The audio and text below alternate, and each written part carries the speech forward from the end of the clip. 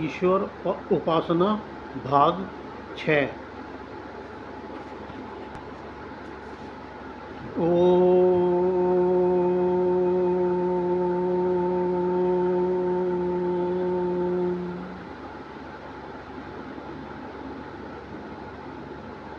ओम शन्नो देवीर्भिष्टये आपो भवन्तु पीतये संयोर्भिस्रवन्तु नः।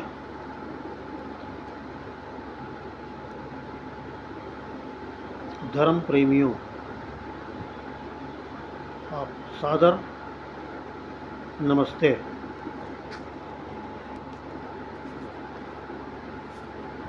ईश्वर की उपासना करने का छठा कारण है आत्मरक्षा के लिए।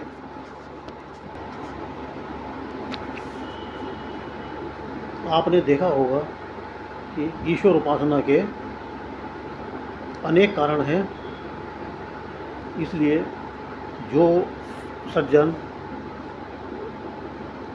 ईश्वर उपासना विधि जानना चाहते हैं वह अपने आस पड़ोस में रह रहे वैदिक आचार्यों से अवश्य संपर्क करें।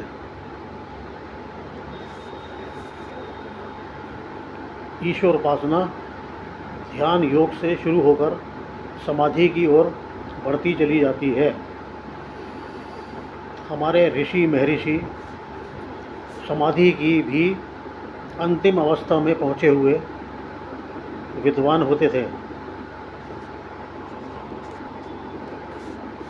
आजकल सामान्य गृहस्थी में रहने वाला साधारण मनुष्य भी अगर जो ध्यान करता रहे और 5 मिनट से ही ध्यान शुरू करे तो वो धीरे धीरे ध्यान की अवस्था में आगे बढ़ने लगता है। और अगर जो है ध्यान की अवस्था में ही थोड़ा सा आगे बढ़ जाए तो आज के काल में यही बहुत कुछ महत्ता रखेगा। आज के युग में ध्यान की उच्च अवस्था में पहुँचे हुए अनेक वैदिक विद्वान आपके घरों के आसपास ही समाज में मोहल्ले में ढूंढने से मिल ही जाएंगे। तो आप सबसे निवेदन है कि आप ऐसे विद्वानों को खोजें, आचार्यों को खोजें और उनसे ध्यान लगाने की विधि सीखें। ईश्वर उपासना का छठा उद्देश्य आत्मरक्षा के लिए है। इस संसार में हमारे चारों ओर अनेक शत्रु रहते हैं। इनमें मनुष्य, अन्य जीव जंतु तथा दैवीय विपत्तियां हैं। सज्जनों के भी शत्रु होते हैं। दुर्जन सदैव उन्हें हानि या कष्ट पहुंचाने की योजना में ही लगे रहते हैं। इसके अतिरिक्त सांप, बिच्छू, सिंह, भेड़िया, भालू आदि अनेक हिंसक जंतु भी मनुष्य पर आक्रमण करके उनका जीवन ले लेते हैं। यात्रा आदि में भी अनेक दुर्घटनाएं होती रहती हैं। इसके अतिरिक्त भूकंप, बाढ़ आदि प्राकृतिक दैवीय विपत्तियां भी मनुष्यों को कष्ट देती रहती हैं। इन सब के कारण ही हमारा जीवन सर्वत्र कष्ट एवं असुरक्षा से भरा रहता है। हमारे चारों ओर दैहिक, दैविक और भौतिक कष्ट छाए हुए हैं। हम सुखपूर्वक जीना चाहते हैं, परंतु सुखपूर्वक तो तभी जी सकते हैं जब इन कष्टों और शत्रुओं से रक्षा होवे।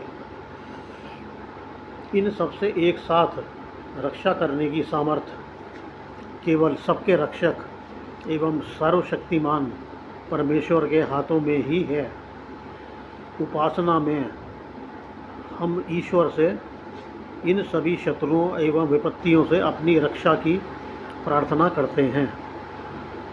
जब हम स्वयं को परमात्मा के हाथों में सच्चे अर्थों में सौंप देते हैं तो परमात्मा सदैव और सर्वत्र हमारी रक्षा करता है। वैदिक संध्या में पूर्व, दक्षिण, पश्चिम, उत्तर, नीचे और ऊपर 6 दिशाओं की ओर से सब प्रकार की रक्षा की प्रार्थना की जाती है। इसी प्रकार स्वस्ति वाचन और शांतिकरण के मंत्रों में सर्वत्र और सदैव और सभी प्रकार से रक्षा और सुख शांति की प्रार्थना की जाती है। इस प्रकार हमें अपनी जीवन की रक्षा के लिए भी परमेश्वर की उपासना करनी चाहिए। इस अगले भाग में आत्मानंद के लिए ईश्वर उपासना का महत्व बताया जाएगा। तब तक के लिए